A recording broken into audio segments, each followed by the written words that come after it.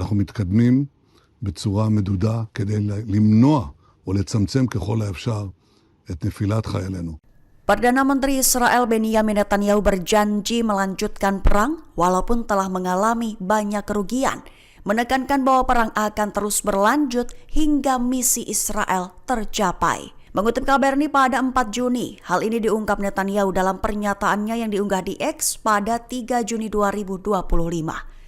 Menegaskan akan melanjutkan perang sampai semua tujuan tercapai, di antaranya mengalahkan Hamas, membebaskan semua tahanan Israel, dan memastikan bahwa Gaza tidak lagi menjadi ancaman bagi Israel. Netanyahu mengatakan bahwa harga yang dibayar Israel dalam perang Gaza memang berat, tetapi itu diklaimnya perlu. Ia menambahkan bahwa pasukannya akan terus maju dengan langkah-langkah terukur, juga berusaha meminimalkan kerugian di pihaknya semaksimal mungkin. Namun juga menggarisbawahi bahwa tidak ada perang tanpa harga.